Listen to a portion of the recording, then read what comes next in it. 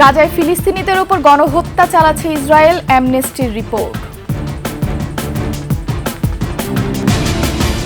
শেখ হাসিনার বক্তব্য প্রচারে নিষেধাজ্ঞা চেয়ে ট্রাইব্যুনালে আবেদন। অ্যাডভোকেট সাইফুল ইসলাম হত্যা মামলার প্রধান আসামি চন্দন দাসকে ভৈরব থেকে গ্রেফতার।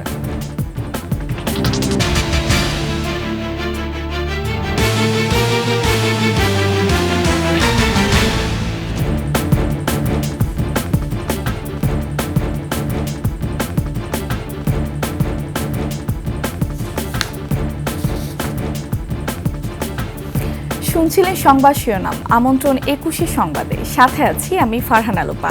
দর্শক, ২১শে টেলিভিশনের সংবাদ একসাথে সরাসরি দেখতে পাবেন আমাদের ফেসবুক পেজ www.facebook.com/2124 অনলাইনে। এছাড়া সাবস্ক্রাইব করতে পারেন www.youtube.com/@21ETV চ্যানেলে। গাজায় ফিলিস্তিনিদের ওপর গণহত্যা চালাচ্ছে ইসরায়েল। আন্তর্জাতিক মানবাধিকার সংস্থা অ্যামনেস্টি ইন্টারন্যাশনালের বিশ্লেষণধর্মী প্রতিবেদনে উঠে আসে এমন তথ্য। এতে বলা হয়, জেনেভা কনভেনশনের ৫টি আইনের মধ্যে কমপক্ষে ৩টি আইন লঙ্ঘন করেছে ইসরায়েল। ব্যাপক ধ্বংসযজ্ঞ, বেসামরিক মানুষের মৃত্যু, বারবার স্থানচ্যুতি সহ খাবার ও ওষুধ প্রয়োজনীয় সহায়তা প্রদানে বাধা দেওয়ার অভিযোগ আনে সংস্থাটি। এদিকে ২০ জানুয়ারি মার্কিন প্রেসিডেন্ট হিসেবে শপথ নেওয়ার আগেই গাজায় যুদ্ধবিরতি চান ট্রাম্প। বিস্তারিত দুলি মল্লিকের ডেস্ক রিপোর্টে। এমন বিমান বোমা হামলায় বারবার কেঁপেছে গাজা।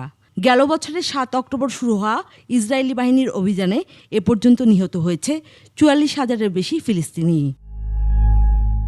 গাজা জুড়ে স্পষ্ট ধ্বংসযজ্ঞের ব্যাপকতা। বেসামরিক মানুষের বাড়ি থেকে শুরু করে স্কুল, হাসপাতাল সহ সব ধরনের স্থাপনায় হামলা চালায় ইসরায়েল।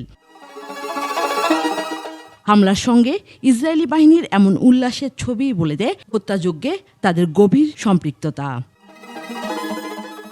গাজায় গেল ১৪ মাস ধরে ইসরায়েলি বাহিনীর এমন সব গণহত্যার তথ্য প্রমাণ পেয়েছে আন্তর্জাতিক মানবাধিকার সংস্থা অ্যামনেস্টি ইন্টারন্যাশনাল। বৃহস্পতিবার এ নিয়ে প্রকাশিত প্রতিবেদনে বলা হয়, জেনেভা কনভেনশনের ৫টি আইনের মধ্যে কমপক্ষে ৩টি আইন লঙ্ঘনের প্রমাণ পেয়েছে তারা। এদিকে মার্কিন প্রেসিডেন্ট হিসেবে শপথ নেওয়ার আগেই গাজায় যুদ্ধবিরতি নিশ্চিত করতে চান ডোনাল্ড ট্রাম্প। এজন্য ইসরায়েলকে চাপ দিতে এরই মধ্যে মধ্যপ্রাচ্য সফর শুরু করেছে ট্রাম্পের মধ্যপ্রাচ্য বিষয়ক রাষ্ট্রদূত Steve Witkoff. Duli Mallik, desk report, ২১শে টেলিভিশন। গণমাধ্যম ও সামাজিক যোগাযোগ মাধ্যমের সাবেক প্রধানমন্ত্রী শেখ হাসিনার বক্তব্য প্রচারে নিষেধাজ্ঞা চেয়ে আন্তর্জাতিক অপরাধ ট্রাইব্যুনালে আবেদন করেছে প্রসিকিউশন। বৃহস্পতিবার বিচারপতি গোলাম মর্তুজা মজুমদার নেতৃত্বাধীন আন্তর্জাতিক অপরাধ ট্রাইব্যুনালে এ আবেদন জানানো হয়। এর আগে গত ১৭ অক্টোবর আওয়ামী লীগ সভাপতি ও ক্ষমতাচ্যুত প্রধানমন্ত্রী শেখ হাসিনার বিরুদ্ধে গ্রেফতারি পরোয়ানা জারি করেন আন্তর্জাতিক অপরাধ ট্রাইব্যুনাল। একই সঙ্গে তাকে ট্রাইব্যুনালে হাজিরের নির্দেশ দেওয়া হয়। চট্টগ্রাম আদালতের আইনজীবী অ্যাডভোকেট সাইফুল ইসলাম হত্যা মামলার প্রধান আসামি চন্দন দাসকে ভৈরব থেকে গ্রেফতার করেছে পুলিশ। বুধবার রাত ১:১২টার দিকে ভৈরব থানা পুলিশ অভিযান চালিয়ে রেলওয়ে স্টেশন এলাকা থেকে তাকে গ্রেফতার করে। চন্দন দাস চট্টগ্রাম নগরীর বান্ডেল রোডের সেবক কলোনির মেথরপট্টি এলাকার বাসিন্দা। তিনি আইনজীবী সাইফুল ইসলাম আলিফ হত্যা মামলার ১ নম্বর আসামি। গত ২৬ নভেম্বর সম্মিলিত সনাতনী জাগরণ জোটের মুখপাত্র চিন্ময় কৃষ্ণ দাস ব্রহ্মচারীকে পতাকা অবমাননা মামলায় কারাগারে পাঠানোকে কেন্দ্র করে তাকে সমর্থকদের বিক্ষোভের পর চট্টগ্রামের আদালত এলাকায় আইনজীবী সাইফুলকে কুপিয়ে হত্যা করা হয়। পরে ২৯ নভেম্বর সাইফুলের বাবা চট্টগ্রাম কোতোয়ালি থানায় হত্যা মামলা করেন।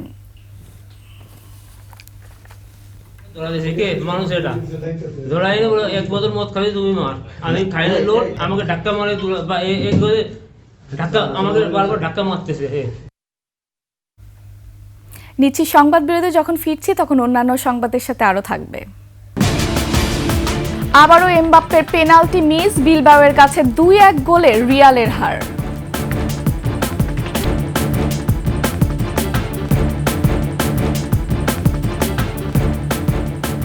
আবার আমন্ত্রণ ২১শে সংবাদে। জাহাঙ্গীরনগর বিশ্ববিদ্যালয়ের চারুকলা অনুষদের ভবন নির্মাণ নিয়ে পাল্টাপাল্টি অবস্থান নিয়েছে শিক্ষার্থীরা। চারুকলার শিক্ষার্থীরা বলছেন, ক্লাসরুম সংকট সহ নানা কারণে ভবন নির্মাণ জরুরি। আর বিপক্ষে থাকা শিক্ষার্থীদের ভাষ্য, ভারতীয় অর্থায়নে নির্মাণ শুরু হওয়া এ ভবন প্রাণ প্রকৃতি ধ্বংস করবে। আরিফুল ইসলাম সাব্বিরের তথ্যচিত্রের ডেস্ক রিপোর্ট। গেল জুনে বাংলাদেশ ভারত যৌথ অর্থায়নে বিশ্ববিদ্যালয়ে চারুকলা ভবন নির্মাণ কাজ শুরু হয়। যে স্থানে এই ভবন নির্মাণ হচ্ছে সেটি অতিথি পাখির অভয়াশ্রমের পাশে। এতে করে বাদ সাধেন একদল শিক্ষার্থী। তবে বাধা উপেক্ষা করেই অন্তত 150টি গাছ কেটে শুরু হয় নির্মাণ কাজ। জুলাই আগস্টে আওয়ামী লীগ সরকারের পতনের পর চারুকলা ভবন নির্মাণ কাজ ফের বন্ধ। শিক্ষার্থীরা গেল 31শে অক্টোবর বিশ্ববিদ্যালয় প্রশাসনের সঙ্গে আলোচনায় বসে ভবনের নির্মাণ কাজের স্থগিতের দাবি জানান। 3 নভেম্বর প্রশাসনিক সভায় সাময়িকভাবে নির্মাণ কাজ বন্ধের সিদ্ধান্ত নেয় বিশ্ববিদ্যালয় কর্তৃপক্ষ।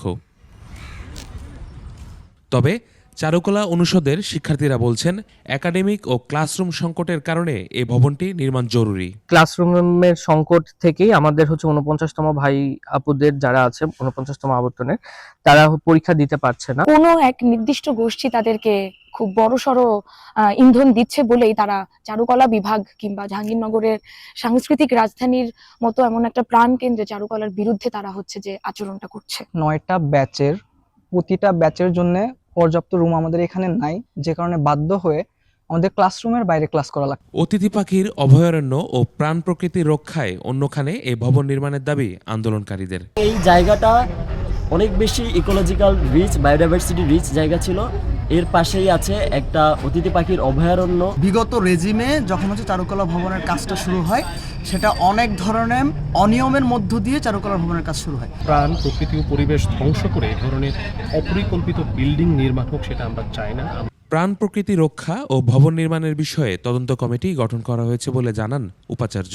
প্রজেক্ট বিষয়ক স্থান নির্ধারণ বিষয়ে যে মতভিন্নতা আছে সেটি আসলে স্থির করবার জন্য একটি কমিটি, উচ্চ ক্ষমতা সম্পন্ন কমিটি করা হয়েছে। 3 সপ্তাহের মধ্যেই আমরা তদন্ত রিপোর্ট পাবো এবং আমি বিশ্বাস করি ক্লাসরুম, একাডেমিক ভবন সহ ক্যাম্পাসে যে কোনো উন্নয়ন কাজের জন্য মহাপরিকল্পনার তাগিদ দেন সংশ্লিষ্টরা। ইউসুফ হাসান নাইম, ডেস্ক রিপোর্ট, 21শে টেলিভিশন। শেষ করছি 21শে সংবাদ। যাবার আগে সংবাদ শিরোনামগুলো আরও একবার। গাজায় ফিলিস্তিনিদের ওপর গণহত্যা চালাচ্ছে ইসরায়েল, অ্যামনেস্টির রিপোর্ট। শেখ হাসিনার বক্তব্য প্রচারে নিষেধাজ্ঞা চেয়ে ট্রাইব্যুনালে আবেদন। অ্যাডভোকেট সাইফুল ইসলাম হত্যা মামলার প্রধান আসামি চন্দন দাসকে ভৈরব থেকে গ্রেফতার।